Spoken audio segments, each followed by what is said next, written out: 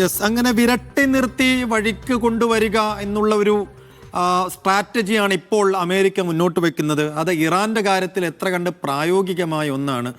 അപ്പോൾ സമാധാന കരാർ അല്ലെങ്കിൽ സമാധാന നീക്കങ്ങൾ പാടെ അട്ടിമറിക്കുന്നതും തകിടം മറിക്കുന്നതും ഇറാനാണെന്ന് അമേരിക്ക വീണ്ടും കുറ്റപ്പെടുത്താൻ കാരണമായി നിരത്തുന്നത് എന്താണ്? അതിനോടുള്ള ഇറാന്റെ പ്രതികരണം എങ്ങനെയാണ്? ഇതിൽ ഇറാൻ പ്രസിഡന്റ് മസൂദ് പെസഷ്കിയാൻ ഉൾപ്പെടെയുള്ളവർ വ്യക്തമാക്കുന്ന ഒരു പ്രധാനപ്പെട്ട കാര്യം എന്നത് അപ്രായോഗികമായിട്ടുള്ള ഈ ആണവ പദ്ധതി എന്നത് അത്തരം ചർച്ചകളോട് തങ്ങൾക്ക് വൈമുഖ്യമില്ല. നേരത്തെ 2015 ദീർഘകാലം 18 മാസത്തോളം ചർച്ച ചെയ്തുകൊണ്ടാണ് അമേരിക്ക ഉൾപ്പെടെയുള്ള വൻശക്തി രാജ്യങ്ങളുമായിട്ട് ഒരു ആണവ കരാർ തങ്ങൾ രൂപപ്പെടുത്തിയത്. പക്ഷേ ആ കരാറിൽ നിന്ന് 2018 ഏകപക്ഷീയമായിട്ട് അമേരിക്ക പിന്മാറുകയായിരുന്നു. ഇപ്പോൾ പോലും അമേരിക്കൻ പ്രസിഡന്റ് ട്രംപ് ആവശ്യപ്പെടുന്നത് ആണവ പദ്ധതികളിൽ നിന്ന് പൂർണ്ണമായിട്ട് പിന്മാറണം, സമ്പുഷ്ടീകരിച്ച യുറേനിയം തങ്ങൾക്ക് കൈമാറണം, ബാലിസ്റ്റിക് മിസൈൽ പദ്ധതി പരമാവധി നിജപ്പെടുത്തണം എന്നതുൾപ്പെടെ ഒരു രാജ്യത്തിന്റെ പരമാധികാരവുമായി ബന്ധപ്പെട്ട, രാജ്യത്തിന്റെ സുരക്ഷയുമായി ബന്ധപ്പെട്ട, പൊതു താല്പര്യങ്ങളുമായി ബന്ധപ്പെട്ട, ജനങ്ങളുടെ ക്ഷേമവുമായി ബന്ധപ്പെട്ട ആ കാര്യങ്ങളിൽ ഈ സ്വഭാവത്തിൽ ഒരു വൈദേശിക രാഷ്ട്രം കടന്നുകയറുന്നത് ഒരു രാജ്യത്തിനും അനുവദിച്ചു കൊടുക്കാനാവില്ല. ഒരു പേർഷ്യൻ സംസ്കൃതിയെ സംബന്ധിച്ചിടത്തോളം അത്തരം ഒരു വിട്ടുവീഴ്ചകളും ഒരു കീഴടങ്ങലിൻ്റെതായിട്ടുള്ള ഒരു സമീപനവും സ്വീകരിക്കാത്ത ഒരു രാജ്യമാണ് ഇറാൻ. ഇത് പതിറ്റാണ്ടുകളായിട്ട് അമേരിക്കക്കും അറിയുന്ന കാര്യമാണ്. പക്ഷെ പല ചർച്ചകളിലും ഒരു രമ്യമായിട്ടുള്ള പ്രായോഗികമായിട്ടുള്ള പല നിർദ്ദേശങ്ങളും തങ്ങൾ മുന്നോട്ട് വെച്ചിരുന്നു. അതിൽ ഏറ്റവും പ്രധാനം എന്നത് ഹോർമുസ് തുറക്കാനുള്ള ഒരു സൗകര്യം ആദ്യം ഒരുക്കുക, അതിനുവേണ്ടി യുദ്ധവിരാമം നടപ്പാക്കുക, മേഖലയിൽ ഉടനീളം ഒരു യുദ്ധവിരാമത്തിനുള്ള ഒരു അനുകൂല സാഹചര്യം സൃഷ്ടിക്കുക, ലബനാനിലും ഗസയിലും ഒക്കെ ആ വെടിനിർത്തൽ അനിവാര്യമാണ്. ഇതുൾപ്പെടെ പ്രായോഗികമായിട്ടുള്ള നിർദ്ദേശങ്ങൾ മുന്നോട്ട് വെച്ചു. 2 മാസത്തിനുള്ളിൽ വേണമെങ്കിൽ ആണവ പദ്ധതി ഉൾപ്പെടെ മറ്റു കാര്യങ്ങളും സ്വതന്ത്രമായി നമുക്ക് ചർച്ച ചെയ്യാമെന്നതായിരുന്നു തങ്ങൾ മുന്നോട്ട് വെച്ച നിർദ്ദേശം. പക്ഷേ ആ നിർദ്ദേശം മറ്റ് രാജ്യങ്ങളിലും സ്വീകാര്യമായിരുന്ന ആ നിർദ്ദേശം അമേരിക്കൻ പ്രസിഡന്റ് തന്റേതായിട്ടുള്ള ഒരു ആധിപത്യ മനോഭാവത്തിലൂടെ തകിടം മറിക്കുന്നു. ഇപ്പോൾ ഈ അവസാന ഘട്ടത്തിലും അമേരിക്ക മുന്നോട്ട് വെക്കുന്നത് പൂർണ്ണമായിട്ടും വിധേയപ്പെട്ടു നിൽക്കുന്ന പിന്നെ വ്യവസ്ഥകൾ ഉൾപ്പെടുത്തിയിരിക്കുന്ന ഒരു കരാറിൽ ഒപ്പുവെക്കണമെന്ന്. അത് ഒട്ടും സ്വീകാര്യമല്ല. അത് രാജ്യത്തിന്റെ താല്പര്യങ്ങൾ, രാജ്യത്തിന്റെ പരമാധികാരം ഇതൊക്കെ മുൻനിർത്തി മാത്രമേ ഞങ്ങൾക്ക് മുന്നോട്ട് പോകാൻ സാധിക്കൂ എന്നാണ് ഇറാൻ നേതൃത്വം. എന്തായാലും ഒട്ടുമേ ആശ്വസിക്കാൻ വകയില്ലാത്ത നിമിഷങ്ങൾ തന്നെയാണ് ഇപ്പോഴും ബാക്കിയാവുന്നത്. ഏത് നിമിഷവും ഇറാനെ ആക്രമിക്കുമെന്നതാണ് US പ്രസിഡന്റ് ഡൊണാൾഡ് ട്രംപിന്റെ ഏറ്റവും പുതിയ മുന്നറിയിപ്പ്. എന്ന് വെച്ചാൽ ഇങ്ങനെ മുന്നറിയിപ്പിലൂടെ, ഭീഷണികളിലൂടെ കരാറിൽ നിർബന്ധിച്ച് ഒപ്പുവെപ്പിക്കാം എന്നുള്ളതാണ് ട്രംപ് കരുതുന്നത്. പക്ഷേ ഇറാൻ പ്രസിഡന്റ് മഹ്മൂദ് പെസഷ്കിയാൻ അത്തരം ഭീഷണികളെയൊക്കെ പൂർണ്ണമായും തള്ളുകയാണ്. അങ്ങനെയെങ്കിൽ വരും മണിക്കൂറുകൾ നിർണായകമാണ്. ട്രംപ് ആക്രമിക്കുമോ, ആക്രമിച്ചാൽ തന്നെ ഇറാന്റെ മറുപടിയും പ്രതികരണവും എങ്ങനെയുള്ളതായിരിക്കും എന്നുള്ളത് അങ്ങേയറ്റം ആശങ്ക ഉണ്ടാക്കുന്നതാണ്. അതേസമയം വലിയ ആശങ്കയും ഞെട്ടലും നടുക്കവും ഉണ്ടാക്കുന്ന വാർത്തകൾ ഒമാനിൽ നിന്നും വരുന്നുണ്ട്. ഒമാൻ തീരത്ത് ഇന്ത്യൻ ജീവനക്കാരുള്ള എണ്ണക്കപ്പലിന് നേരെ ആക്രമണം ഉണ്ടായിരിക്കുന്നു. 3 ഇന്ത്യൻ പൗരന്മാരെ കാണാനില്ല എന്ന വിവരവും പുറത്തു വരുന്നു. 21 പേരെ രക്ഷപ്പെടുത്താൻ കഴിഞ്ഞിട്ടുണ്ട്. ആക്രമണത്തെ ഇന്ത്യ അപലപിച്ചു.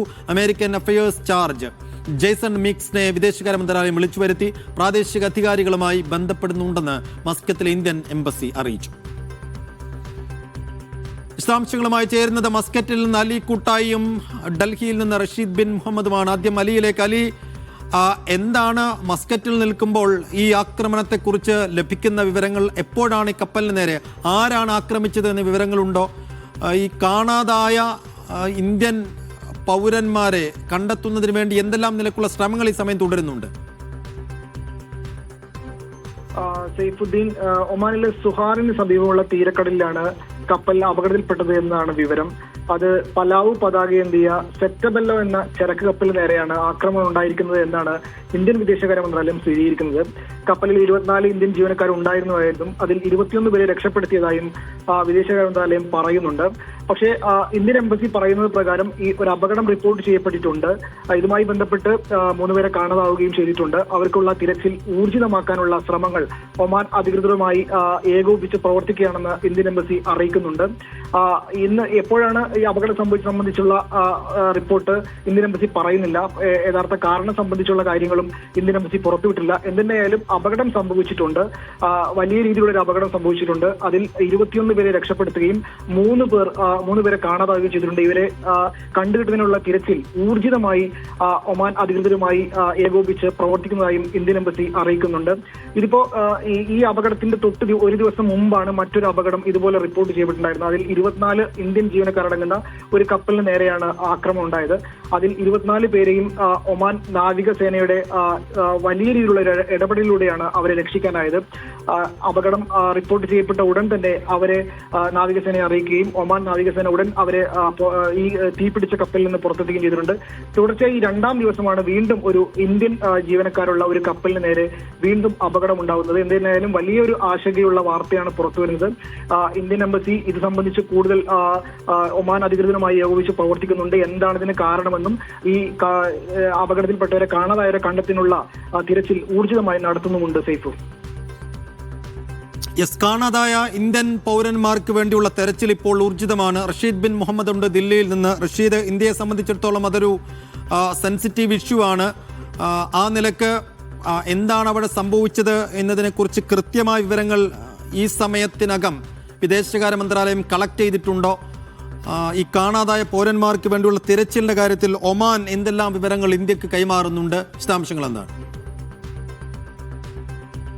സേഫു, ഒമാൻ തീരത്ത് ഇന്ത്യൻ നാവികരടക്കമുള്ള കപ്പലിൽ ആക്രമണം നടന്നിട്ടുണ്ട് എന്നുള്ള സ്ഥിരീകരണമാണ് ഇപ്പോൾ വിദേശകാര്യ മന്ത്രാലയം നടത്തിയിരിക്കുന്നത്. അതേസമയം ഈ ആക്രമണം എപ്പോഴാണ്, എങ്ങനെയാണ് സംഭവിച്ചത് എന്നതടക്കമുള്ള കാര്യങ്ങൾ വിദേശകാര്യ മന്ത്രാലയം ഇപ്പോഴും വിലയിരുത്തുകയാണ്. ഇതിനായി ഒമാൻ മന്ത്രാലയവുമായൊക്കെ തന്നെയും ബന്ധപ്പെടുന്നുണ്ട് എന്നുള്ളതാണ് ഇപ്പോൾ ഇന്ത്യൻ വിദേശകാര്യ മന്ത്രാലയം അറിയിച്ചിരിക്കുന്നത്. നിലവിൽ 21 ഇന്ത്യക്കാരെ രക്ഷപ്പെടുത്തിയിട്ടുണ്ട് എന്നുള്ള കാര്യം വിദേശകാര്യ മന്ത്രാലയം ഇപ്പോൾ സ്ഥിരീകരിച്ചിരിക്കുകയാണ്. അതേസമയം 3 ഇന്ത്യക്കാരെ ഇതുവരെ കണ്ടെത്താനായിട്ടില്ല. ഇവരെ കണ്ടെത്തുന്നതിനാവശ്യമായിട്ടുള്ള നടപടികൾ ആരംഭിച്ചിട്ടുണ്ട് എന്നുള്ള കാര്യം കൂടി ഇപ്പോൾ വിദേശകാര്യ മന്ത്രാലയം അറിയിച്ചിരിക്കുകയാണ്. ഇതിനായി ഒമാൻ എംബസിയുമായും ഒമാനിന്റെ സർക്കാർ സംവിധാനങ്ങളുമായൊക്കെ തന്നെയും വിദേശകാര്യ മന്ത്രാലയം ബന്ധപ്പെടുകയാണ് എന്നുള്ള കാര്യമാണ് ഇപ്പോൾ അറിയിച്ചിരിക്കുന്നത്. അതേസമയം അമേരിക്കയിൽ അഫയേഴ്സ് ചാർജ് ജേസൺ മിക്സിനെ കൂടി വിദേശകാര്യ മന്ത്രാലയം വിളിച്ചു വരുത്തിയിരിക്കുകയാണ്. ഡൽഹിയിലെ ആസ്ഥാനത്തേക്കാണ് വിളിച്ചു വരുത്തിയിരിക്കുന്നത്. ഇതിന്റെ പശ്ചാത്തലത്തിൽ ഇന്ത്യക്കാർക്ക് ഇന്ത്യൻ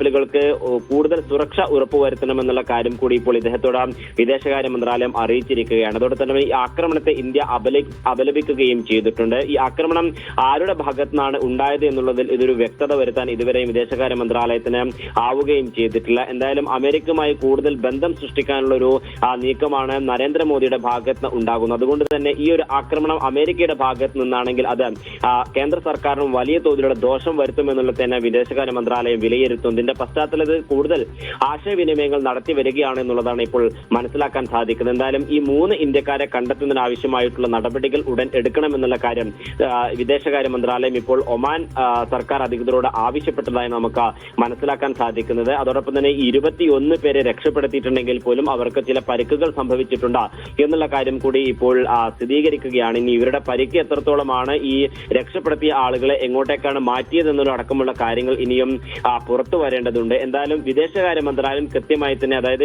ഏറെ ഗൗരവത്തോടു കൂടി തന്നെ ഇതിനെ ഏറ്റെടുത്തിരിക്കുന്നുള്ള തന്നെയാണ് ഇപ്പോൾ വ്യക്തമാകുന്നത്.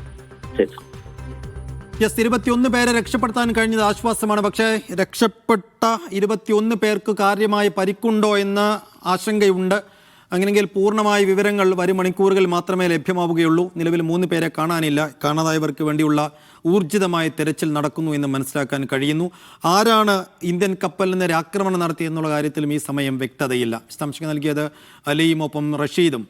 കുവൈത്ത്, ബഹ്റൈൻ, ജോർദാൻ രാഷ്ട്രങ്ങൾക്ക് നേരെ ഇറാൻ നടത്തിയ ആക്രമണത്തെ ശക്തമായി അപലപിച്ച് ഖത്തർ. ആക്രമണം രാജ്യങ്ങളുടെ പരമാധികാരത്തിനും അന്താരാഷ്ട്ര നിയമങ്ങൾക്കും എതിരെയുള്ള ലംഘനമാണ്. ഇത്തരം അന്യായമായ ആക്രമണങ്ങളിൽ നിന്ന് മേഖലയെ മുക്തമാക്കേണ്ടതുണ്ട്. മേഖലയിൽ സുരക്ഷയും സമാധാനവും തിരിച്ചു കൊണ്ടുവരണം. സുരക്ഷയും പരമാധികാരവും സംരക്ഷിക്കാൻ രാജ്യങ്ങൾ സ്വീകരിക്കുന്ന എല്ലാ നടപടികൾക്കും പിന്തുണ നൽകുന്നുവെന്നും ഖത്തർ വിദേശകാര്യ മന്ത്രാലയം. രാജ്യത്തിനെതിരെ ഇറാൻ നടത്തുന്ന തുടർച്ചയായ ആക്രമണങ്ങളെ അപലപിച്ച് കുവൈത്ത് വിദേശകാര്യ മന്ത്രാലയം. സിവിലിയൻ ജനവാസ മേഖലകൾക്കും സുപ്രധാന അടിസ്ഥാന സൗകര്യങ്ങൾക്കും നേരെയുള്ള ഭീഷണിയാണ് ഈ ആക്രമണങ്ങൾ. ആവർത്തിച്ചുള്ള ആക്രമണങ്ങൾ കുവൈത്തിന്റെ പരമാധികാരത്തിന്റെയും അന്താരാഷ്ട്ര നിയമത്തിന്റെയും UN ചാർട്ടറിന്റെയും നഗ്നമായ ലംഘനമാണ്. ഇത്തരം നടപടികൾ മേഖലയിൽ സമാധാനം പുനഃസ്ഥാപിക്കാനുള്ള ശ്രമങ്ങളെ ദുർബലപ്പെടുത്തുന്നതാണ്. രാജ്യത്തിന്റെ സുരക്ഷയും പ്രദേശവും സംരക്ഷിക്കാൻ ആവശ്യമായ എല്ലാ നടപടിയും സ്വീകരിക്കാനുള്ള പൂർണ്ണമായ അവകാശം കുവൈത്തിനുണ്ടെന്നും വിദേശകാര്യ മന്ത്രാലയം ആവർത്തിച്ചു. ന്യൂസ് ക്ലിക്ക് സ്ഥാപകൻ പ്രബീർ പുർക്കായസ്തക്കെതിരായ ED കേസ് ഡൽഹി ഹൈക്കോടതി റദ്ദാക്കി. കള്ളപ്പണം വെളുപ്പിച്ചെന്ന കേസാണ് റദ്ദാക്കിയത്. ED അധികാരം ദുർവിനിയോഗം ചെയ്തെന്നും കോടതിയുടെ വിമർശനം. സ്വതന്ത്രവും നിഷ്പക്ഷവുമായ പത്രപ്രവർത്തനത്തിനെതിരെയാണ് ED അധികാരം ദുർവിനിയോഗിച്ചതെന്നും കോടതി പറഞ്ഞു. റഷീദ് ബിൻ മുഹമ്മദ് വിശദാംശങ്ങളുമായി. റഷീദ്, വലിയ രാഷ്ട്രീയ പ്രാധാന്യമുള്ള ഒരു വിധിയും കൂടിയാണ്. ആ വിധി പകർപ്പ് പുറത്തു വരുമ്പോൾ ഇഡിക്ക് എത്രമാത്രം തിരിച്ചടി ഉണ്ടാക്കുന്ന, രാഷ്ട്രീയ പ്രേരിതമായി കേസുകളെടുക്കുന്ന ഇഡിക്ക് നേരെയുള്ള എത്ര വലിയ അടിയാണ് ഈ കോടതി വിധി? വിധി പകർപ്പ് ലഭിച്ചിട്ടുണ്ടോ? അതിന്റെ ഉള്ളടക്കം എങ്ങനെയാണ്? സൈഫുദ്ദീൻ, കേന്ദ്ര അന്വേഷണ ഏജൻസികളെ കേന്ദ്ര സർക്കാർ ദുരുപയോഗപ്പെടുത്തുന്നതിന് കനത്ത തിരിച്ചടിയാണ് ഇപ്പോൾ ഉണ്ടായിരിക്കുന്നത്. ഇഡിയുടെ അന്വേഷണത്തെ ഡൽഹി ഹൈക്കോടതി പൂർണ്ണമായും റദ്ദാക്കിയിരിക്കുകയാണ്. കള്ളപ്പണം വെളുപ്പിക്കൽ കേസായിരുന്നു ന്യൂസ് ക്ലിക്ക് സ്ഥാപകൻ പ്രബീർ പുരസ്കാർക്ക് നേരെയുണ്ടായ ഇഡി പ്രധാനമായും ചുമത്തിയിരുന്നത്. ഈ കേസാണ് ഇപ്പോൾ റദ്ദാക്കിയിരിക്കുന്നത്. എന്തായാലും ഇഡിക്കെതിരെ രൂക്ഷമായിട്ടുള്ള വിമർശനം കൂടി ഡൽഹി ഹൈക്കോടതിയുടെ ഭാഗത്ത് ഉണ്ടായിരിക്കുകയാണ്. അതായത് എൻഫോഴ്സ്മെന്റ് ഡയറക്ടറേറ്റ് അധികാര ദുർവിനിയോഗം ചെയ്തു എന്നുള്ളതാണ് ഈ കേസ് പരിഗണിക്കുന്ന ഘട്ടത്തിൽ ഡൽഹി ഹൈക്കോടതി മുന്നോട്ട് വെച്ചിരിക്കുന്നത്. അതോടൊപ്പം തന്നെ സ്വതന്ത്രവും നിഷ്പക്ഷവുമായിട്ടുള്ള പത്രപ്രവർത്തനത്തിനെതിരെയാണ് ഇഡി ഇത്തരത്തിൽ അധികാര ദുർവിനിയോഗം നിയോഗിച്ചത്. അതുകൊണ്ട് തന്നെ ഇത്തരത്തിൽ ഏതെങ്കിലും തരത്തിലുള്ള നടപടി അംഗീകരിക്കാനാകില്ല. ഇഡിയുടെ ആരോപണം അത് തികച്ചും അടിസ്ഥാനരഹിതമാണ് എന്നുള്ള കാര്യമാണ് ഡൽഹി ഹൈക്കോടതി മുന്നോട്ട് വെച്ചിരിക്കുന്നത്. 2023 സമാനമായിട്ടുള്ള രീതിയിൽ രൂക്ഷമായിട്ടുള്ള വിമർശനം സുപ്രീം കോടതിയുടെ ഭാഗത്തു നിന്നും ഈ ഇഡിക്കെതിരെ ഉണ്ടാവുകയും ചെയ്തിട്ടുണ്ട്. എന്തായാലും അമേരിക്ക അടക്കമുള്ള രാജ്യങ്ങളിൽ നിന്ന് കൂടുതൽ ആളുകൾ ഈ ന്യൂസ് ക്ലിക്കിലേക്ക് പണമിടപാട് നടത്തുകയും പിന്നീട് അത് കള്ളപ്പണം വെളുപ്പിക്കൽ ആവശ്യത്തിനായി പ്രബീർ പുരക്കായസ ഉപയോഗിച്ചു എന്നുള്ളതാണ് ഇഡി പ്രധാനമായും ആരോപിക്കുന്നത്. എന്തായാലും ഈ ഇഡിയുടെ ആരോപണങ്ങളെല്ലാം അടിസ്ഥാനരഹിതമാണ് എന്നുള്ളത് ചൂണ്ടിക്കാണിച്ചുകൊണ്ടാണ് ഇപ്പോൾ കേസ് പൂർണ്ണമായും റദ്ദാക്കിയിരിക്കുന്നത്. റഷീദ് ബിൻ മുഹമ്മദാണ് ദില്ലിയിൽ നിന്ന് വിശദാംശങ്ങൾ നൽകിയത്. മറ്റു വാർത്തകളിലേക്ക്. കുവൈത്തിൽ വിദേശ വിമാന സർവീസുകൾ പൂർണ്ണമായി സാധാരണ നിലയിലാകാത്തത് ആയിരക്കണക്കിന് പ്രവാസികളെ യാത്രാ പ്രതിസന്ധിയിലാക്കിയിരിക്കുകയാണ്. ജൂൺ 1 പ്രവർത്തനം പുനരാരംഭിച്ച ടെർമിനൽ 1 ജൂൺ 3 ആക്രമണം നടന്നതോടെ വീണ്ടും അടയ്ക്കുകയായിരുന്നു. വിദ്യാലയങ്ങളുടെ അവധിക്കാലം ആരംഭിച്ചതോടെ യാത്രക്കാരുടെ തിരക്ക് വർദ്ധിക്കുന്ന സമയത്താണ് കുവൈത്തിലെ വ്യോമഗതാഗത മേഖല വീണ്ടും പ്രതിസന്ധിയിലായത്. 3 മാസത്തെ ഇടവേളയ്ക്ക് ശേഷം ജൂൺ 1 വിദേശ വിമാന കമ്പനികൾക്കായി ടെർമിനൽ 1 വീണ്ടും തുറന്നത്. ആദ്യ സർവീസ് അബുദാബിയിലേക്കുള്ള ഇത്തിഹാദ് എയർവേസിന്റേതായിരുന്നു. എന്നാൽ ജൂൺ 3 നടന്ന ഡോൺ ആക്രമണത്തിൽ ടെർമിനലിന് വീണ്ടും സാരമായ കേടുപാടുകൾ സംഭവിച്ചതോടെ വിദേശ വിമാന കമ്പനികളുടെ സർവീസുകൾ താൽക്കാലികമായി നിർത്തിവെക്കുകയായിരുന്നു. ഇതോടെ ഇന്ത്യ ഉൾപ്പെടെ വിവിധ രാജ്യങ്ങളിലേക്കുള്ള യാത്രകൾ വലിയ തോതിൽ ബാധിക്കപ്പെട്ടു. വിമാന ടിക്കറ്റ് ലഭ്യത കുറയുകയും നിരക്കുകൾ കുത്തനെ ഉയരുകയും ചെയ്തതോടെ സാധാരണ യാത്രക്കാർ ഏറെ ബുദ്ധിമുട്ടുകയാണ്. നിലവിൽ കുവൈത്ത് എയർവേസ് ടെർമിനൽ 4 നിന്നും ജസീറ എയർവേസ് ടെർമിനൽ 5 നിന്നുമാണ് സർവീസുകൾ നടത്തുന്നത്. വിദേശ വിമാന കമ്പനികൾ ടെർമിനൽ 1 അറ്റകുറ്റപ്പണിയും സുരക്ഷാ ക്ലിയറൻസും പൂർത്തിയാക്കുന്നതുവരെ കാത്തിരിക്കുകയാണ്. അതേസമയം കുവൈത്ത് എയർവേസും ജസീറ എയർവേസും ഘട്ടം ഘട്ടമായി കൂടുതൽ അന്താരാഷ്ട്ര സർവീസുകൾ പുനരാരംഭിച്ചിട്ടുണ്ട്. എന്നാൽ നിരവധി റൂട്ടുകളിൽ ഇപ്പോഴും സർവീസുകൾ പരിമിതമായി തുടരുകയാണ്. അവധിക്ക് നാട്ടിലേക്ക് പോകാൻ ഇരുന്നവരും കുവൈത്തിലേക്ക് മടങ്ങിയെത്തുവാൻ ഇരുന്നവരും അടക്കം ആയിരക്കണക്കിന് യാത്രക്കാരാണ് അനിശ്ചിതത്വത്തിൽ കഴിയുന്നത്. പലരും ദുബായ്, അബുദാബി, ദോഹ, ബഹ്റൈൻ തുടങ്ങിയ ഗൾഫ് നഗരങ്ങൾ വഴി ബദൽ യാത്രാ മാർഗങ്ങൾ തേടുകയാണ്. ടെർമിനൽ 1 അറ്റകുറ്റപ്പണികൾ പുരോഗമിക്കുകയാണെന്നും സുരക്ഷാ സാഹചര്യം വിലയിരുത്തിയ ശേഷം മാത്രമേ വിദേശ വിമാന സർവീസുകൾ പൂർണ്ണമായി പുനരാരംഭിക്കുമെന്നാണ് ലഭിക്കുന്ന സൂചനകൾ. സലീം കോട്ടയിൽ, മീഡിയ 1, കുവൈറ്റ് സിറ്റി. സൗദിയിൽ ആഭ്യന്തര വിമാന ടിക്കറ്റ് നിരക്ക് കുറയ്ക്കാൻ ദേശീയ പദ്ധതി തയ്യാറാക്കണമെന്ന നിർദ്ദേശവുമായി ശൂറ കൗൺസിൽ. യാത്രാ തീയതികൾ അടുത്തു വരുമ്പോൾ നിരക്ക് വർധനയ്ക്ക് പരിധി നിശ്ചയിക്കാനും നിർദ്ദേശം. ഹജ്ജ്, ഉംറ തീർത്ഥാടകർക്കായി സ്മാർട്ട് പാക്കേജുകൾ വികസിപ്പിക്കണമെന്നും കൗൺസിലിന്റെ ആവശ്യം. സൗദി അറേബ്യയിലെ ആഭ്യന്തര വിമാന സർവീസുകളുടെ ചെലവ് കുറയ്ക്കാനും ടിക്കറ്റ് നിരക്കുകളിലും സമയക്രമങ്ങളിലും ഇളവുകൾ വരുത്താനും ലക്ഷ്യമിട്ട് ദേശീയ പ്ലാൻ തയ്യാറാക്കാനാണ് ശൂറ കൗൺസിലിന്റെ നിർദ്ദേശം. കൗൺസിലിന്റെ 34ാമത് ഔദ്യോഗിക സെഷനിലാണ് സൗദി എയർലൈൻസിനോട് ഇക്കാര്യം ആവശ്യപ്പെട്ടത്. ആഭ്യന്തര വിമാന ടിക്കറ്റ് നിരക്കുകളിലും സമയക്രമങ്ങളിലും കൂടുതൽ സൗകര്യപ്രദമായ മാറ്റങ്ങൾ കൊണ്ടുവരണം. ടിക്കറ്റ് ബുക്ക് ചെയ്ത ശേഷം യാത്രക്കാരുടെ പേരിൽ മാറ്റം വരുത്താൻ മൊബൈൽ ആപ്ലിക്കേഷൻ വഴി സൗകര്യമൊരുക്കണം. എന്നാൽ ടിക്കറ്റുകളുടെ കരിഞ്ചന്തയും വാണിജ്യ ചൂഷണവും ഒഴിവാക്കാൻ കർശന നിയന്ത്രണങ്ങളോടെയായിരിക്കും ഈ സംവിധാനം. യാത്രാ തീയതികൾ അടുത്തുവരുമ്പോൾ ടിക്കറ്റ് നിരക്കുകൾ അമിതമായി വർദ്ധിപ്പിക്കുന്നത് നിയന്ത്രിക്കാൻ പരമാവധി നിരക്ക് പരിധി നിശ്ചയിക്കണമെന്നും ശൂറ കൗൺസിൽ ആവശ്യപ്പെട്ടു. അതേസമയം ഹജ്ജ്, ഉംറ തീർത്ഥാടകർക്കായി ഹോട്ടൽ താമസവും വിമാന ടിക്കറ്റും ഉൾപ്പെടുന്ന ഏകീകൃത സ്മാർട്ട് പാക്കേജുകൾ വികസിപ്പിക്കാനും കൗൺസിൽ നിർദ്ദേശിച്ചിട്ടുണ്ട്. തീർത്ഥാടകരുടെ യാത്ര കൂടുതൽ സുഗമവും ചെലവ് കുറയ്ക്കുന്നതുമാക്കാനുമാണ് ലക്ഷ്യമിടുന്നത്. Media 1, Jeddah. സംസ്ഥാന ഹജ്ജ് കമ്മിറ്റിക്ക് കീഴിലെത്തിയ ഹാജിമാരുടെ മടക്കം നാളെ ആരംഭിക്കും. മദീന സന്ദർശനം പൂർത്തിയാക്കിയാണ് ഹാജിമാർ നാട്ടിലേക്ക് മടങ്ങുന്നത്. മദീന വിമാനത്താവളം വഴി കൊച്ചിയിലേക്കാണ് ഹാജിമാരുമായുള്ള ആദ്യ വിമാനം. സൗദി സമയം ഉച്ചയ്ക്ക് 2:30 മദീനയിൽ നിന്നുള്ള ആദ്യ വിമാനം. ഷോർട്ട് ഹജ്ജ് വിഭാഗത്തിലെത്തിയ 430 തീർത്ഥാടകരാണ് ആദ്യ സംഘത്തിൽ യാത്രയാവുന്നത്. വ്യാഴാഴ്ച രാത്രി 11:30 സംഘം കൊച്ചിയിലെത്തും. മന്ത്രി എൻ ഷംസുദ്ദീന്റെ നേതൃത്വത്തിൽ ആദ്യ വിമാനത്തിലെ തീർത്ഥാടകരെ സ്വീകരിക്കും.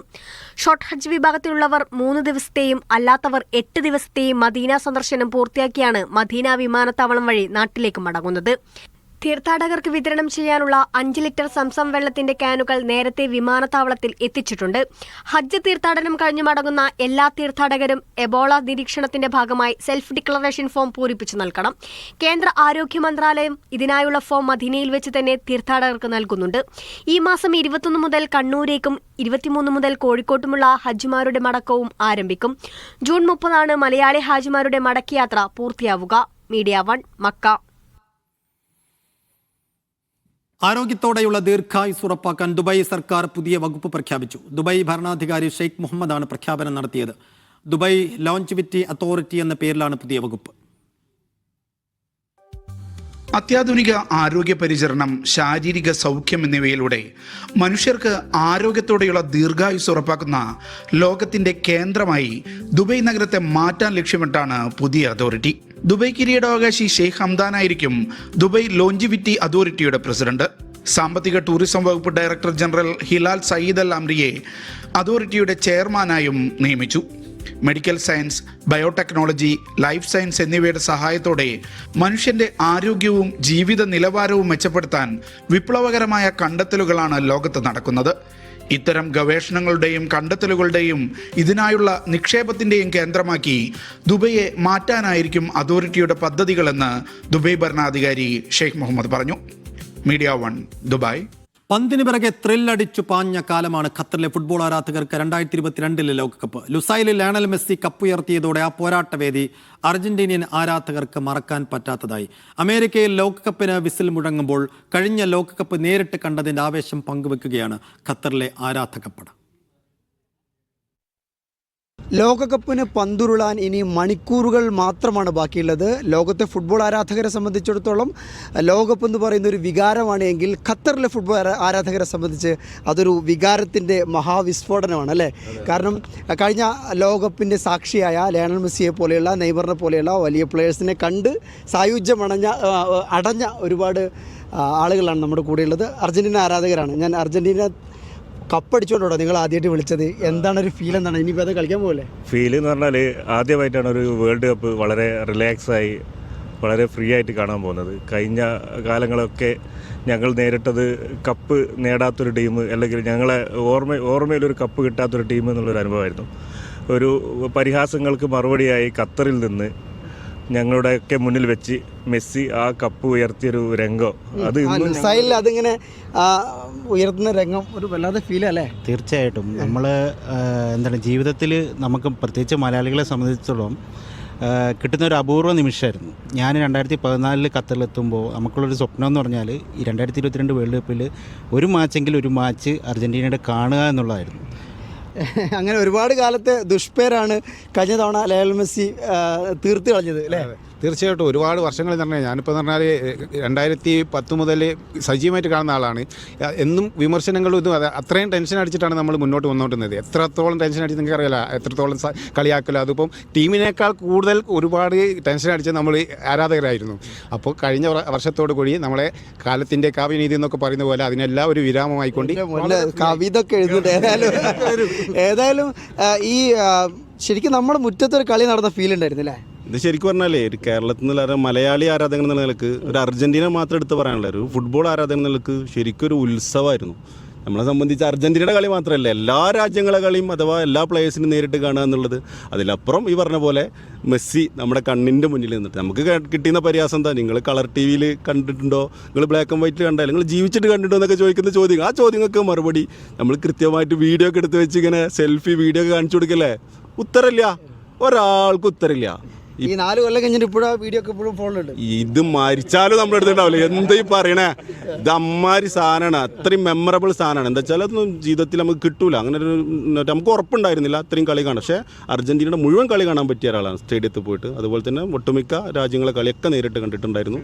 അതൊരു സംഭവമായിരുന്നു. എന്താ വെച്ചാൽ അന്ന് പറഞ്ഞാൽ ഖത്തർ ഫ്രീ ആയിരുന്നു, നമുക്ക് സ്വതന്ത്രമായിട്ട് എല്ലാ ഭാഗത്തും. അതൊരു ആരാധകനെ സംബന്ധിച്ച്, സ്പോർട്സ്മാൻ സ്പിരിറ്റ് ഉള്ള ഒരാളെ സംബന്ധിച്ച് പിന്നെ ഓട്ടോമാറ്റിക്കായിട്ട് ഓരോരുത്തർ സ്പോർട്സിലേക്ക് വരിക ചെയ്തത്. ആദ്യമൊക്കെ ഇങ്ങനെ മടിച്ചു. ഇത്തവണ ഈ ലോകകപ്പെത്തുന്ന സമയത്ത് ചെറിയൊരു ആവേശത്തിന് കുറവുണ്ടോ? ആവേശത്തിന് കുറവ്. പക്ഷേ ഖത്തറിലെ വേൾഡ് കപ്പിലുണ്ടായിരുന്ന ആവേശം നമ്മളൊരു സംഘാടനം ചെയ്തതിൻ്റെ തൊട്ടായിരുന്നുള്ളത്. പക്ഷേ ഇപ്പം പറഞ്ഞ തൊട്ട് നമ്മൾ ഫ്രീ ആണ്.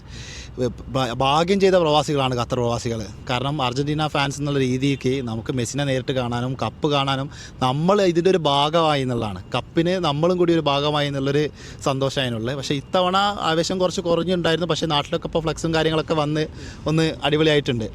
എന്തായാലും നമ്മൾ തന്നെ കപ്പ് തൂക്കുന്നതാണ് നമ്മൾ. ഇത്തവണ ആരടിക്കും? അതെന്ത് പറയണം, നമ്മൾ തന്നെ പ്രാവശ്യം നമ്മൾ തൂക്കിയിരിക്കും. അപ്പോൾ എല്ലാവരും ഈ അർജന്റീനൻ്റെ 10ാം നമ്പർ കുപ്പായമാണല്ലോ എല്ലാവരും ഇട്ടിട്ടുള്ളത് അല്ലേ? അപ്പോൾ 10ാം നമ്പർ കുപ്പായം ഇട്ട് വന്നിരിക്കുകയാണ്. ഏതായാലും ഇത്തവണയും അർജന്റീന തന്നെ അടിക്കുമെന്നുള്ളതാണ് കഴിഞ്ഞ തവണ ലോകകപ്പിൽ മെസ്സിയെ നേരിട്ട് കണ്ട, മെസ്സിയുടെ കളി കണ്ട, ലുസൈലിൽ കപ്പ് ഉയർത്തുന്നത് കണ്ട ആരാധകരുടെ ഒരു പ്രതീക്ഷ. ദോഹയിൽ നിന്ന് അഷ്റഫ് ഓമശ്ശേരിക്കൊപ്പം അബ്ബാസ് മുഹമ്മദ്, മീഡിയ 1. രാജ്യസഭാ തെരഞ്ഞെടുപ്പിലേക്കുള്ള മീനാക്ഷി നട്ടരാജന്റെ നാമനിർദ്ദേശ പത്രിക തള്ളിയതിൽ കോൺഗ്രസ് സുപ്രീം കോടതിയെ സമീപിച്ചു. പത്രിക തള്ളിയ റിട്ടേണിംഗ് ഓഫീസറുടെ തീരുമാനം ചോദ്യം ചെയ്താണ് ഹർജി. റഷീദ് ബിൻ മുഹമ്മദ് വിശദാംശങ്ങളുമായി. റഷീദ്, രാഷ്ട്രീയ പോരാട്ടത്തിനൊപ്പം നിയമ പോരാട്ടത്തിലേക്കും കൂടി കടക്കുന്നതിന്റെ സൂചനകൾ നേരത്തെ നേതാക്കൾ നൽകിയിരുന്നതാണ്. ഇപ്പോൾ ഹർജി നൽകിയിരിക്കുന്നു. സുപ്രീം കോടതി അത് വേഗത്തിൽ പരിഗണിക്കാനുള്ള സാധ്യതയുണ്ടോ? നിലവിൽ സുപ്രീം കോടതി ഈ കേസ് വേഗത്തിൽ പരിഗണിക്കാനുള്ള സാധ്യത ഇല്ല എന്നുള്ളതാണ് മനസ്സിലാക്കാൻ സാധിക്കുന്നത്. കാരണം നിലവിൽ സുപ്രീം കോടതിയിൽ വെക്കേഷൻ ബെഞ്ച് മാത്രമാണ് ഈ കേസുകൾ പരിഗണിക്കുന്നത്. അതുകൊണ്ട് തന്നെ ഈ അടിയന്തരമായി പരിഗണിക്കണമെന്നുള്ള കോൺഗ്രസിന്റെ ആവശ്യം സുപ്രീം കോടതി തള്ളാനാണ് സാധ്യത. എന്തായാലും രാജ്യസഭാ തെരഞ്ഞെടുപ്പിലേക്കുള്ള മീനാക്ഷി നടരാജന്റെ നാമനിർദ്ദേശ പത്രിക തള്ളിയ സംഭവത്തിൽ തെരഞ്ഞെടുപ്പ് കമ്മീഷന്റെ തീരുമാനത്തിനെതിരെയാണ് ഇപ്പോൾ കോൺഗ്രസ് സുപ്രീം കോടതിയെ സമീപിച്ചിരിക്കുന്നത്. ഈ പത്രിക തള്ളിയ റിട്ടേണിംഗ് ഓഫീസറുടെ തീരുമാനത്തിനെതിരെയാണ് ഇപ്പോൾ ഹർജി നൽകിയിരിക്കുന്നത്. ഇത് പുനഃപരിശോധിക്കണമെന്നുള്ള ആവശ്യമാണ് ഹർജിയിൽ പ്രധാനമായും കോൺഗ്രസ് ചൂണ്ടിക്കാണിച്ചിരിക്കുന്നത്. നേരത്തെ തന്നെ നിയമപരമായും രാഷ്ട്രീയപരമായും ഈ സംഭവത്തെ നേരിടുമെന്നുള്ളതായിരുന്നു കോൺഗ്രസ് ഹൈക്കമാൻഡും സംഘടനാ ജനറൽ സെക്രട്ടറി ആയിട്ടുള്ള KC വേണുഗോപാലും അറിയിച്ചിരുന്നത്. എന്തായാലും ഇന്ന് നടന്നിട്ടുള്ള യോഗത്തിന് ശേഷം, അതായത് ഹൈക്കമാൻഡിന്റെ പ്രത്യേക യോഗത്തിന് ശേഷമാണ് ഇത്തരത്തിലൊരു തീരുമാനമെടുത്തിരിക്കുന്നത്. എന്തായാലും ഈ തെരഞ്ഞെടുപ്പ് കമ്മീഷന്റെ നിരുത്തരവാദപരമായിട്ടുള്ള നടപടി ആരോപിച്ചുകൊണ്ട് നാളെ കോൺഗ്രസ് ഹൈക്കമാൻഡും അതോടൊപ്പം തന്നെ AICC ജനറൽ സെക്രട്ടറിമാരടക്കമുള്ളവർ പ്രധാനപ്പെട്ട യോഗം ചേരുകയാണ്. കൂടുതൽ രാഷ്ട്രീയ തന്ത്രങ്ങളും അതോടൊപ്പം തന്നെ പ്രതിഷേധങ്ങളും സംഘടിപ്പിക്കുന്നതിന്റെ ഭാഗമായാണ് ഇത്തരത്തിൽ PCC അധ്യക്ഷന്മാരെ അടക്കം ഉൾക്കൊള്ളിച്ചുകൊണ്ട് അടിയന്തരമായിട്ടുള്ള യോഗം ചേരാൻ കോൺഗ്രസ് തീരുമാനമെടുത്തിരിക്കുന്നത്. രാവിലെ 11 മണിക്കാണ് ഡൽഹിയിൽ വെച്ച് ഈ യോഗം ചേരുക. ഇതിനുശേഷം കൂടുതൽ നിയമ നടപടികളിലേക്കും പ്രതിഷേധങ്ങളിലേക്കും കടക്കുമെന്നുള്ളതാണ് ഇപ്പോൾ കോൺഗ്രസ് നേതൃത്വം അറിയിച്ചിട്ടുള്ളത്. റഷീദ് ബിൻ മുഹമ്മദാണ് വിശദാംശങ്ങൾ നൽകിയത് ദില്ലിയിൽ നിന്ന്. ഒമാനിൽ നിർബന്ധിത ഉച്ചവിശ്രമ നിയമം പ്രാബല്യത്തിൽ വന്നതോടെ പരിശോധനകൾ ആരംഭിച്ച് തൊഴിൽ മന്ത്രാലയം. നിയമം ലംഘിക്കുന്ന സ്ഥാപനങ്ങൾക്ക് 1000 റിയാൽ വരെ പിഴ ചുമത്തുമെന്നാണ് മന്ത്രാലയത്തിന്റെ മുന്നറിയിപ്പ്. സുൽത്താനേറ്റിന്റെ ചില ഭാഗങ്ങളിൽ താപനില 50 ഡിഗ്രി സെൽഷ്യസിലേക്ക് ഉയരുന്ന സാഹചര്യത്തിൽ മന്ത്രാലയം പരിശോധന കർശനമാക്കുകയാണ്. തുറസായ സ്ഥലങ്ങളിൽ ജോലി ചെയ്യുന്ന തൊഴിലാളികൾക്ക് സുരക്ഷ ഉറപ്പാക്കുന്നതിനാണ് നടപടി. ജൂൺ, ജൂലൈ, ഓഗസ്റ്റ് എന്നീ 3 മാസങ്ങളിൽ ഉച്ചയ്ക്ക് 12:30 മുതൽ വൈകുന്നേരം 3:30 വരെ തുറസായ സ്ഥലങ്ങളിലും നിർമ്മാണ മേഖലകളിലും നേരിട്ട് വെയിലേൽക്കുന്ന രീതിയിലുള്ള ജോലികൾക്കാണ് നിരോധനം ഏർപ്പെടുത്തിയിട്ടുള്ളത്. ഉച്ചവിശ്രമ നിയമം ലംഘിക്കുന്ന സ്ഥാപനങ്ങൾക്കെതിരെ കർശന നിയമ നടപടി സ്വീകരിക്കുമെന്ന് ഒമാൻ തൊഴിൽ മന്ത്രാലയം അറിയിക്കുന്നുണ്ട്. നിർമ്മാണ കമ്പനികൾക്കും മറ്റ് തൊഴിലുടമകൾക്കും മന്ത്രാലയം വീണ്ടും മുന്നറിയിപ്പ് നൽകിയിട്ടുണ്ട്. നിയമലംഘനം നിരീക്ഷിക്കാൻ രാജ്യവ്യാപകമായി പരിശോധനാ സംഘങ്ങളെ വിന്യസിച്ചിട്ടുമുണ്ട്. നിയന്ത്രണം ലംഘിക്കുന്ന കമ്പനികൾക്ക് തൊഴിൽ നിയമപ്രകാരമുള്ള അഡ്മിനിസ്ട്രേറ്റീവ് പിഴകൾക്ക് പുറമെ 500 റിയാൽ മുതൽ 1000 റിയാൽ വരെ പിഴ ചുമത്തും. ജോലി സമയം മാറ്റുന്നതിലോ തൊഴിലാളികൾക്ക് മതിയായ സുരക്ഷാ മുൻകരുതലുകൾ നൽകുന്നതിൽ കമ്പനികൾ വീഴ്ച വരുത്തിയാലും നിയമലംഘനമായി കണക്കാക്കും. Media 1, Muscat. കുവൈറ്റിലെ വിവിധ സലൂണുകളിലും ആരോഗ്യ സ്ഥാപനങ്ങളിലും ആരോഗ്യ മന്ത്രാലയം പരിശോധന നടത്തി. അണുബാധ നിയന്ത്രണം, വൃത്തി, അണുനശീകരണം, ജീവനക്കാരുടെ ആരോഗ്യ നിലവാരം എന്നിവ പരിശോധിക്കുന്നതിന്റെ ഭാഗമായിട്ടായിരുന്നു നടപടി. ലംഘനങ്ങൾ കണ്ടെത്തിയ 50 കേസുകളിൽ നോട്ടീസ് പുറപ്പെടുവിച്ചതായി ആരോഗ്യ മന്ത്രാലയം അറിയിച്ചു. ഉപഭോക്താക്കൾക്ക് സുരക്ഷിതവും ആരോഗ്യകരവുമായ അന്തരീക്ഷം ഉറപ്പാക്കുകയും രോഗവ്യാപന സാധ്യത കുറയ്ക്കുകയുമാണ് ലക്ഷ്യമെന്ന് പൊതുജനാരോഗ്യ വകുപ്പ് വ്യക്തമാക്കി. ആരോഗ്യ ചട്ടങ്ങൾ പൂർണ്ണമായി പാലിക്കുന്നുണ്ടെന്ന് ഉറപ്പാക്കാൻ പരിശോധന തുടരുമെന്നും അധികൃതർ അറിയിച്ചു. കുവൈറ്റിൽ ഹിജറ വർഷാരംഭ പൊതു അവധി പ്രഖ്യാപിച്ചു. ആക്ടിംഗ് പ്രധാനമന്ത്രിയും ആഭ്യന്തരമന്ത്രിയുമായ ഷെയ്ഖ് ഫഹദ് യൂസഫ് അസബാഹിന്റെ അധ്യക്ഷതയിൽ ചേർന്ന മന്ത്രിസഭാ യോഗമാണ് തീരുമാനമെടുത്തത്. ദുൽഹജ്ജ് 29 പൂർത്തിയാകുന്നതിനാൽ ജൂൺ 16 അവധിയായിരിക്കും. 17 ബുധനാഴ്ച ഔദ്യോഗിക പ്രവർത്തനങ്ങൾ പുനരാരംഭിക്കും. ദുൽഹജ്ജ് 30 പൂർത്തിയാകുന്ന ജൂൺ 17, 18 എന്നിങ്ങനെ 2 ദിവസം അവധി ലഭിക്കും. വാരാന്ത്യ അവധിക്ക് ശേഷം ഞായറാഴ്ച ഓഫീസുകൾ തുറക്കും. അവധി ദിനങ്ങളിൽ എല്ലാ മന്ത്രാലയങ്ങളും സർക്കാർ ഏജൻസികളും പ്രവർത്തനങ്ങൾ നിർത്തിവെക്കുമെന്ന് മന്ത്രിസഭ വ്യക്തമാക്കി.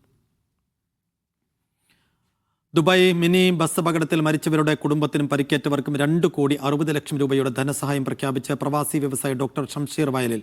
മരിച്ചവരുടെ കുടുംബത്തിന് 26 ലക്ഷം വീതം സഹായം ലഭ്യമാക്കും. പരിക്കേറ്റവരുടെ പുനരധിവാസത്തിന് 47 ലക്ഷം രൂപ ചെലവഴിക്കുമെന്നും ഡോക്ടർ ഷംസീർ വയലിൽ അറിയിച്ചു. പരിക്കേറ്റവരിൽ 2 മലയാളികളും ഉൾപ്പെടുന്നുണ്ട്.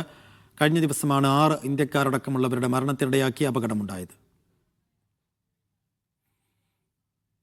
ദോഹയിൽ ഇന്ത്യൻ കൾച്ചറൽ സെന്റർ സജ്ജമാക്കിയ ലൈബ്രറി വായനക്കാരിലേക്ക്. ഖത്തറിലെ ഇന്ത്യൻ അംബാസിഡർ വിപുൽ ഉദ്ഘാടനം ചെയ്തു. വിവിധ ഇന്ത്യൻ ഭാഷകളിലായി 6000-ലേറെ പുസ്തകങ്ങളാണ് ലൈബ്രറിയിൽ ഒരുക്കിയിട്ടുള്ളത്. ഖത്തറിലെ സാമൂഹ്യ സാംസ്കാരിക മേഖലയിലെ പ്രമുഖർ പങ്കെടുത്ത വർണ്ണാഭമായ ചടങ്ങിലായിരുന്നു ഉദ്ഘാടനം. Qatar national library executive director Tan Huism മുഖ്യാതിഥിയായിരുന്നു. പുസ്തകങ്ങളോടുള്ള പ്രവാസി സമൂഹത്തിന്റെ സ്നേഹാവിഷ്കാരമാണ് ലൈബ്രറി എന്ന് അംബാസഡർ വിപുൽ മീഡിയ വണിനോട് പറഞ്ഞു. So we feel very happy. So many books have been donated by the Indian community. That shows the love of the community for books. And I'm sure that this resource will be wonderful for our younger generation, for everyone in the community who can come here, who can borrow the books, who can learn. And especially different books in different languages of India are available here. Sometimes that you miss out when you are not in India. Indian സമൂഹത്തിന്റെ വായനയോടുള്ള സമർപ്പണത്തിന്റെ അടയാളമാണ് ഈ library എന്നായിരുന്നു tan ഹ്യൂസിന്റെ പ്രതികരണം. I'm always amazed by the vibrancy and the efforts and dedication of the Indian community to reading, and this is just a physical manifestation of that desire to learn, to know more, and I'm really amazed at the kind of support that the ICC has from the community. Abu ഹമൂറിലെ ICC ആസ്ഥാനത്താണ് ലൈബ്രറിയും വിശാലമായ വായനാമുറിയും തയ്യാറാക്കിയിട്ടുള്ളത്. പ്രവാസി സംഘടനകളുടെ സഹായത്തോടെയാണ് ലൈബ്രറിയിലേക്കുള്ള പുസ്തകങ്ങൾ ശേഖരിച്ചത്. Embassy counsellor, head of chancery and counsellor Vaibhav Tandale, ICC president AP Manikandan, general secretary Abraham K. Joseph, apex body നേതാക്കൾ തുടങ്ങിയവർ ചടങ്ങിൽ സന്നിഹിതരായിരുന്നു. Media 1 Doha. വേനൽക്കാലത്തും മിതമായ കാലാവസ്ഥ കൊണ്ട് സഞ്ചാരികളെ ആകർഷിക്കുന്ന ഒമാനിലെ ജബൽ അഖ്ദറിൽ ഇനി ഫെസ്റ്റിവൽ കാലമാണ്. ജൂലൈ 15 മുതൽ ആരംഭിച്ച് ഓഗസ്റ്റ് അവസാനം വരെ നീളുന്ന മേള ടൂറിസം മേഖലയ്ക്കും പ്രാദേശിക വ്യാപാരങ്ങൾക്കും വലിയ ഉണർവേകും. GCC രാജ്യങ്ങളിൽ നിന്നുള്ളവർ ചൂടിൽ നിന്ന് ആശ്വാസം തേടിയും പ്രകൃതി ഭംഗി ആസ്വദിക്കുന്നവരും ഇക്കാലയളവിൽ ജബൽ അഖ്ദറിലെത്തും. ജബൽ അഖ്ദറിന്റെ മനോഹരമായ പ്രകൃതി ഭംഗിയും കാലാവസ്ഥയും സാംസ്കാരിക പൈതൃകവും പ്രദർശിപ്പിക്കുന്നതാകും ഇത്തവണത്തെ ഫെസ്റ്റിവൽ. ദാഖിലിയ ഗവൺമെന്റിന്റെ നേതൃത്വത്തിൽ സർക്കാർ സ്വകാര്യ പങ്കാളിത്തത്തോടെയാണ് 6 ആഴ്ച നീണ്ടു നിൽക്കുന്ന ഫെസ്റ്റിവൽ സംഘടിപ്പിക്കുന്നത്. ഓഗസ്റ്റ് അവസാനം വരെ നീളുന്ന ഫെസ്റ്റ് പ്രാദേശിക ടൂറിസം വികസനത്തിനും സാമ്പത്തിക വളർച്ചയ്ക്കും വലിയ ഊർജ്ജമാകും. കായിക വിനോദ പരിപാടികൾക്കൊപ്പം പ്രാദേശിക ഉൽപ്പന്നങ്ങളുടെയും സംരംഭങ്ങളുടെയും പ്രദർശനങ്ങളും ഫെസ്റ്റിവലിന്റെ ഭാഗമായി നടക്കുന്നുണ്ട്. കുട്ടികൾക്കും യുവാക്കൾക്കും കുടുംബങ്ങൾക്കുമായി പ്രത്യേക പരിപാടികളും ഒരുങ്ങുന്നുണ്ട്.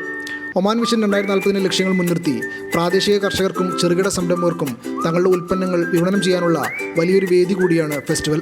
കഴിഞ്ഞ വർഷം നടന്ന ഫെസ്റ്റിവലിൽ നിരവധി ചെറുകിട ഇടത്തരം സംരംഭങ്ങൾ, കരകൗശല കുടുംബങ്ങൾ എന്നിവർ പങ്കെടുത്തിരുന്നു. 100-ലധികം പേർക്ക് നേരിട്ടും പരോക്ഷമായും തൊഴിലവസരങ്ങൾ സൃഷ്ടിക്കുകയും ചെയ്തു. ജബൽ അഖ്ദറിൽ കഴിഞ്ഞ വർഷം മാത്രം എത്തിയത് 2,22,151 സന്ദർശകരാണ്. GCC രാജ്യങ്ങളിൽ നിന്നാണ് കൂടുതൽ പേരും എത്തിയത്. Media 1 Muscat. UAE പ്രവേശന വിസയില്ലാത്ത യാത്രക്കാർക്ക് യാത്രാ സൗകര്യം ഒരുക്കുന്നതിനായി ഒമാനിലെ മുസന്തം ഗവർണറേറ്റ് പുതിയ മുവാസലാത്ത് ഷട്ടിൽ ബസ് സർവീസ് ആരംഭിക്കുന്നു. കസബ്, ബുഖ, സുഹാർ എന്നിവയെ ബന്ധിപ്പിക്കുന്ന സർവീസ് ഈ മാസം 17 മുതൽ പ്രവർത്തനം തുടങ്ങും.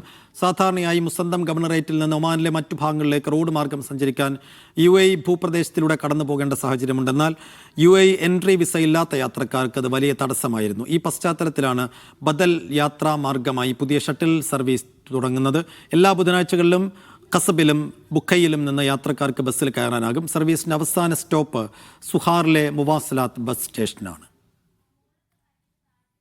സ്തനാർബുദ പ്രതിരോധത്തിനും അസ്ഥി ആരോഗ്യ പരിശോധനയ്ക്കും അത്യാധുനിക സൗകര്യങ്ങൾ മിതമായ നിരക്കിൽ ലഭ്യമാക്കി കുവൈത്തിലെ പ്രമുഖ ആരോഗ്യ സ്ഥാപനമായ super metro medical centre. Artificial intelligence സാങ്കേതിക വിദ്യ ഉപയോഗിക്കുന്ന ത്രിമാന മാമോഗ്രാം സേവനമാണ് സാൽമിയയിലെ സൂപ്പർ മെട്രോയിൽ ആരംഭിച്ചത്. പരമ്പരാഗത മാമോഗ്രാമിനെ അപേക്ഷിച്ച് കൂടുതൽ കൃത്യതയോടെ ചെറിയ അസാധാരണത്വം പോലും ഈ പരിശോധനയിലൂടെ കണ്ടെത്താൻ സാധിക്കും. അസ്ഥികളുടെ ബലവും സാന്ദ്രതയും വിലയിരുത്തുന്ന ബോൺ മിനറൽ ഡെൻസിറ്റി സ്കാൻ സേവനവും ഇവിടെ ലഭ്യം. വയോജനങ്ങൾക്കും വൈറ്റമിൻ ഡി കുറവുള്ളവർക്കും ഓസ്റ്റിയോപോറോസിസ് സാധ്യതയുള്ളവർക്കും ഈ പരിശോധന ഏറെ പ്രയോജനകരമാണെന്ന് സൂപ്പർ മെട്രോ മാനേജ്മെന്റ് അറിയിച്ചു. നടൻ സലീം കുമാറിന്റെ വിയോഗത്തിൽ അനുശോചിച്ച് മാല്യങ്കര SNM കോളേജിലെ പൂർവ്വ വിദ്യാർത്ഥികൾ ദുബായിൽ ഒത്തുചേർന്നു. സലീം കുമാർ സജീവാംഗമായിരുന്ന സാഗ എന്ന പൂർവ്വ വിദ്യാർത്ഥി സംഘടനയുടെയും അക്കാഫിന്റെയും നേതൃത്വത്തിലാണ് അനുശോചന ചടങ്ങ് സംഘടിപ്പിച്ചത്. Akcaf association president Paul T Joseph, Shine Chandrasenan, Saga UAE president Anoop Prathap, Anuraj, Lakshmi Aravind തുടങ്ങിയവർ സംസാരിച്ചു.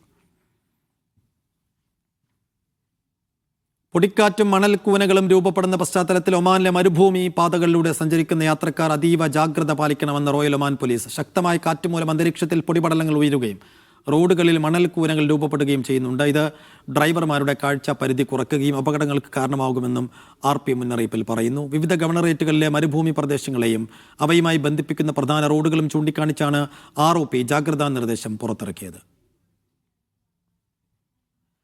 നാളെ ലോകകപ്പ് ഉദ്ഘാടന ദിവസത്തിൽ സൗദിയിൽ മീഡിയ 1 സൂപ്പർ കപ്പ് ഫുട്ബോളിനും കിക്ക് ഓഫ്. അർദ്ധരാത്രിയോടെ കിഴക്കൻ പ്രവിശ്യയിലെ അൽ അക്സയിലാണ് മത്സരം. 8 ടീമുകൾ പങ്കെടുക്കുന്ന മത്സരം സെന്റർ സ്റ്റേഡിയത്തിലാണ് നടക്കുക.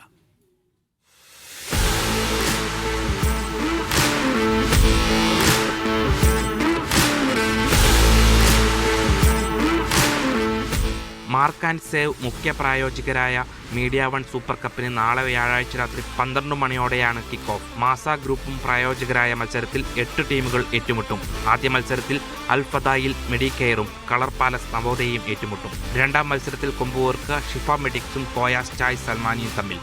നാളെ അൽഹസയിൽ നടക്കുന്ന മീഡിയ 1 സൂപ്പർ കപ്പ് സീസൺ 2വിന്റെ എല്ലാ ഒരുക്കങ്ങളും വളരെ നല്ല നിലയിൽ പുരോഗമിച്ചുകൊണ്ടിരിക്കുന്നു. ഇന്നലെ നടന്ന പിക്ചർ റിലീസിന് ശേഷം എല്ലാ ടീമുകളും വളരെ ആവേശത്തിലാണ്. നാളെ ഇവിടെ നടക്കുന്ന മത്സരങ്ങൾ കാണാൻ മുഴുവൻ ഫുട്ബോൾ പ്രേമികളെയും നമ്മൾ ഹാർദമായി സ്വാഗതം ചെയ്യുന്നു. ഹിഫയുമായി സഹകരിച്ചാണ് ടൂർണമെന്റ്. മൂന്നാം മത്സരത്തിൽ മാസ് ഹജർ KMCC ഹരിത FCയും മസ സോക്കറും പോരിനിറങ്ങും. ബദർ ഗ്രൂപ്പ് PFCയും ഫ്ലൈജിയോൺ കാർഗി യുണൈറ്റഡുമാണ് നാലാം മത്സരത്തിൽ കളത്തിലിറങ്ങുക. ഇവിടെ 8 ടീമുകൾ പങ്കെടുക്കുന്ന എല്ലാ ടീമുകളും കപ്പ് നേടാനായിട്ട് ഒന്നിനൊന്ന് മത്സരത്തിന് തയ്യാറായിട്ട് നിൽക്കുകയാണ്. ഏറ്റവും വലിയ ഗംഭീരമായ ഒരു മാച്ചായിട്ട്, ഒരു ടൂർണമെന്റായിട്ട് മീഡിയ 1 സൂപ്പർ കപ്പ് മാറട്ടെ. പുലർച്ചെയാണ് സെവൻസ് ഫോർമാറ്റിലുള്ള മീഡിയ 1 സൂപ്പർ കപ്പിന്റെ final. Media 1 Al Hasa. Mideast hour തുടരുന്നു. 12 കോടി രൂപയോളം വിലയുള്ള സ്വർണ്ണാഭരണം മുതൽ വിലമതിക്കാനാവാത്ത വാച്ചുകൾ വരെ.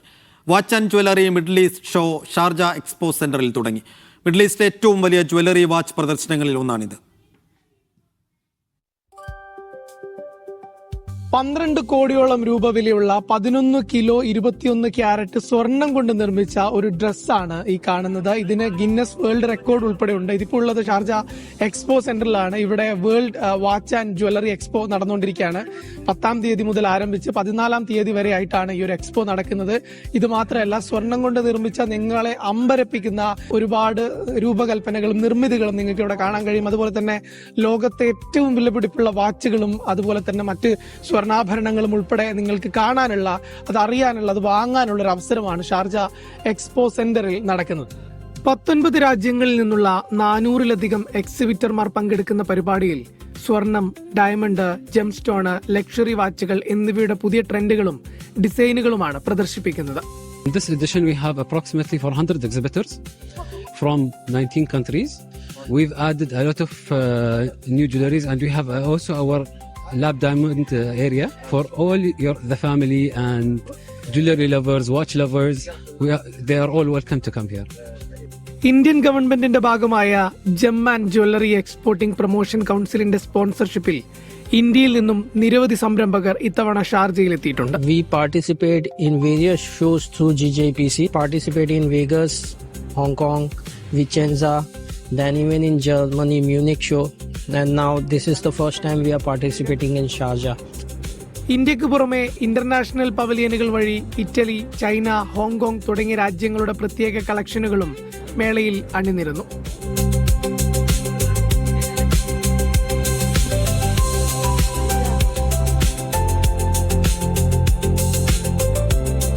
ഷാർജയിൽ നിന്ന് യാസിർ അറഫാത്തിനൊപ്പം അക്ഷയ് പേരാവൂർ, മീഡിയ 1. സൗദിയിലെ കുടുംബങ്ങൾക്കായി ഒരുക്കുന്ന Saudi media 1 Lulu star chef മത്സരങ്ങൾക്കുള്ള രജിസ്ട്രേഷൻ വെള്ളിയാഴ്ച അവസാനിക്കും. സ്ത്രീകളും കുട്ടികളുമടക്കം നിരവധി പേരാണ് ഇതുവരെ രജിസ്ട്രേഷൻ പൂർത്തിയാക്കിയത്.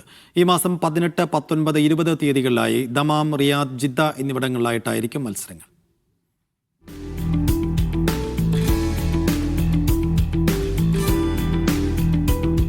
കുടുംബത്തോടൊപ്പം ഒരാഘോഷം, അതാണ് മീഡിയ 1 ലുലു സ്റ്റാർ ഷെഫ്. കുടുംബത്തിലെ മുഴുവൻ അംഗങ്ങൾക്കും കളത്തിലിറങ്ങാൻ വിവിധ മത്സരങ്ങളുടെ ചൂടാറ്റാൻ മ്യൂസിക്കൽ ഇവന്റ്, മാജിക് ഷോ, അങ്ങനെ വൈബുകൾ ഏറെ.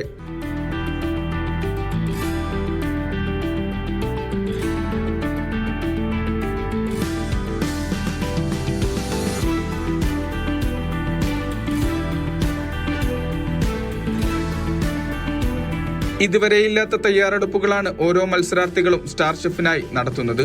പുതിയ പരീക്ഷണങ്ങൾ, പുതിയ രുചികൾ, അങ്ങനെ ഏറെ കാര്യങ്ങളുണ്ട് ഇത്തവണത്തെ സ്റ്റാർ ഷെഫിൽ. മത്സരങ്ങൾ കടുക്കുമെന്നതിൽ തർക്കമില്ല. ഈ വരുന്ന 19-ാം തീയതി മലാസ് ലുലുവിൽ വെച്ച് മീഡിയ 1 നടത്തുന്ന സൂപ്പർ ഷെഫ് കോമ്പറ്റീഷനിൽ ഞാനും ഉണ്ട് പങ്കെടുക്കാൻ.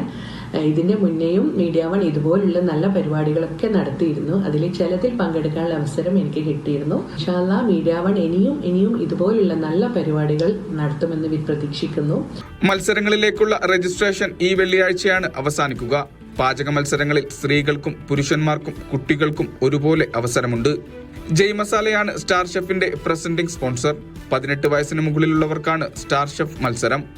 7 മുതൽ 14 വയസ്സ് വരെയുള്ളവർക്കായാണ് ജൂനിയർ ഷെഫ്. പാചകം ഇഷ്ടപ്പെടുന്നവരാണെങ്കിൽ നിങ്ങൾക്കും മത്സരങ്ങളുടെ ഭാഗമാകാം. 055-747-2939 എന്ന നമ്പർ വഴിയാണ് രജിസ്ട്രേഷൻ. നിങ്ങളുണ്ടാക്കിയ വിഭവം രുചിച്ചു നോക്കാൻ എത്തുന്നത് ഷെഫ് പിള്ളയാണ്. കൂടെ ഫജീദ ആഷിഖും കല്ലുവും. 1.5 ലക്ഷം റിയാൽ മൂല്യമുള്ള സമ്മാനങ്ങളാണ് വിജയികളെ കാത്തിരിക്കുന്നത്. Cake decoration, little Picasso, eating Titans തുടങ്ങി മൊത്തം 6 ഇനം മത്സരങ്ങളാണ് സ്റ്റാർ ഷെഫിന്റെ ഭാഗമാകുക. അതായത് കുടുംബത്തിലെ മുഴുവൻ ആളുകൾക്കും സ്റ്റാർ ഷെഫിൽ മത്സരിക്കാം. രാജ് കലേഷിന്റെ മാജിക് ഷോ, ദാന റാസിക്, ദുറ റാസിക് എന്നിവരുടെ മ്യൂസിക്കൽ നൈറ്റ് എന്നിവയും മത്സര ദിനത്തിൽ ആവേശമാകും. മത്സരത്തിൽ പങ്കെടുക്കുന്ന മുഴുവൻ മത്സരാർത്ഥികൾക്കും സർട്ടിഫിക്കറ്റുകളും ലഭ്യമാകും. Media 1 Riyadh.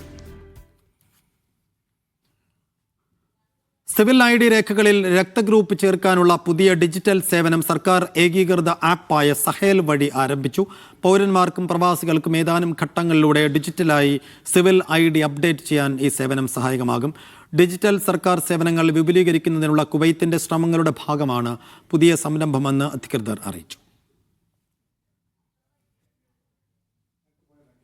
സൗദിയിലെ റിയാദിലെ ബത്തയിൽ മലപ്പുറം സ്വദേശി മരിച്ചു. മലപ്പുറം പാണ്ടിക്കാട് പന്തലൂർ സ്വദേശി ഷിൻഡോ ചാക്കോയാണ് മരിച്ചത്. 40 വയസ്സായിരുന്നു.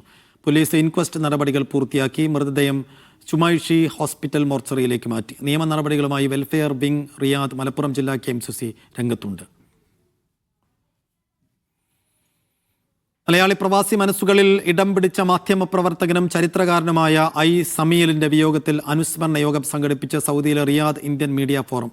സഹപ്രവർത്തകരും സുഹൃത്തുക്കളും മീഡിയ ഫോറം പ്രതിനിധികളും ചടങ്ങിൽ സമീലിനെ അനുസ്മരിച്ചു. ഗൾഫ് മാധ്യമത്തിന്റെ സൗദിയിലെ ബ്യൂറോകളിൽ ഇദ്ദേഹം സേവനമനുഷ്ഠിച്ചിട്ടുണ്ട്. റിയാദ് ഇന്ത്യൻ മീഡിയ ഫോറത്തിന്റെ വൈസ് പ്രസിഡന്റും സജീവ അംഗവുമായിരുന്നു. SSLC ഹയർ സെക്കൻഡറി പരീക്ഷകളിൽ ഉന്നത വിജയം നേടിയ മലപ്പുറം ജില്ലക്കാരായ വിദ്യാർത്ഥികളെ ദുബായ് KMCC മലപ്പുറം ജില്ലാ കമ്മിറ്റി ആദരിച്ചു. ടാലന്റ് ഈവ് എന്ന പേരിൽ സംഘടിപ്പിച്ച പരിപാടിയിൽ വിദ്യാർത്ഥികൾക്ക് പുരസ്കാരങ്ങൾ കൈമാറി. ഷംസുദ്ദീൻ ബിൻ മുഹിയുദ്ദീൻ പരിപാടി ഉദ്ഘാടനം ചെയ്തു. സിദ്ദീഖ് കാലൂടി അധ്യക്ഷനായിരുന്നു. Life coach Muhammad Shaji, career coach Jafar Pulpatta എന്നിവർ വിദ്യാർത്ഥികളുമായി സംവദിച്ചു. കാൽനൂറ്റാണ്ടായി ഖത്തറിലെ സാമൂഹിക സാംസ്കാരിക മേഖലയിൽ സജീവമായിരുന്ന ഇൻകാസ് നേതാവ് സുരേഷ് ബാബുവിന് കോഴിക്കോട് ജില്ലാ ഇൻകാസ് കമ്മിറ്റി യാത്രയയപ്പ് നൽകി. ICC കൊച്ചി ഹാളിൽ നടന്ന പരിപാടിയിൽ സഹപ്രവർത്തകരും സംഘടനാ നേതാക്കളും പങ്കെടുത്തു. Central committee president Siddique Purayil ഉദ്ഘാടനം ചെയ്തു. Abdulla KT, Harish Kumar, KK Usman, Shahid PP തുടങ്ങിയവർ സംസാരിച്ചു. വാർത്തകൾ തുടരുന്നു. കോട്ടയം കൂട്ടിക്കൽ വിസ തട്ടിപ്പ് കേസ് പ്രതിപിടിയിൽ ഓർക്കിഡ് കൺസൾട്ടൻസി ഉടമ അനീഷ് ഉമ്മറിനെ മുണ്ടക്കയം പോലീസാണ് അറസ്റ്റ് ചെയ്തത്. പ്രതി 1 കോടിയിലേറെ രൂപയുടെ തട്ടിപ്പ് നടത്തിയെന്ന് അന്വേഷണ സംഘം വ്യക്തമാക്കി. വിദേശ ജോലിക്കായി വിസ വാഗ്ദാനം ചെയ്ത് പണം തട്ടിയെന്ന പരാതിയിലാണ് അനീഷ് ഉമറിനെ പോലീസ് പിടികൂടിയത്. കോഴിക്കോട് ഒളിവിൽ കഴിയവെയാണ് അറസ്റ്റ്. മുണ്ടക്കയം സ്റ്റേഷനിൽ മാത്രം ഇയാൾക്കെതിരെ 4 കേസുകളുണ്ട്. മറ്റു ജില്ലകളിലും അനീഷിനെതിരെ പരാതികൾ വ്യാപകമാണ്. പ്രതി 100 കണക്കിന് ഉദ്യോഗാർത്ഥികളിൽ നിന്നും പണം തട്ടി. ആകെ 1 കോടി രൂപയിലധികം തട്ടിപ്പ് നടത്തിയതായും പോലീസ് കണ്ടെത്തി. കൂട്ടിക്കല് ഓർക്കിഡ് എന്ന് പറയുന്ന സ്ഥാപനത്തിലൂടെ, കൺസൾട്ടൻസി സ്ഥാപനത്തിലൂടെ നിരവധി ആളുകളെ പറ്റിച്ച ആളാണ് അനീഷ് ഉമർ എന്ന് പറയുന്നത്. ഇവിടെ 5 കേസുകൾ നമ്മുടെ സ്റ്റേഷനിൽ എടുത്തിട്ടുണ്ട്.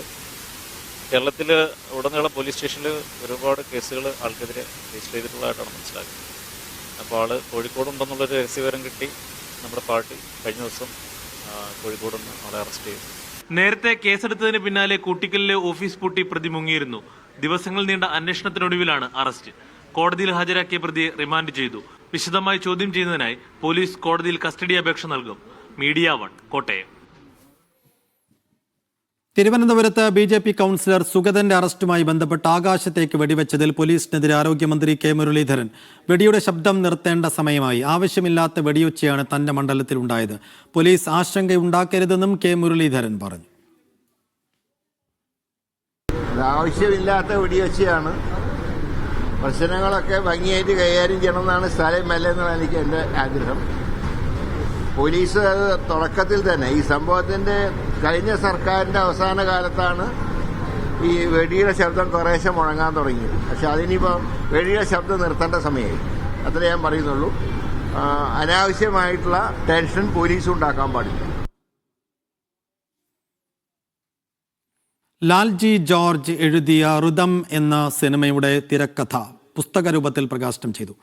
എക്സൈസ് മന്ത്രിയും ലിജു പ്രകാശനം ചെയ്തു. Pravasi global welfare secretary Titus Pulluran ആദ്യ കോപ്പി ഏറ്റുവാങ്ങി. Joseph Dubai, Rajan Rafi, PV Rawther തുടങ്ങിയവർ പങ്കെടുത്തു.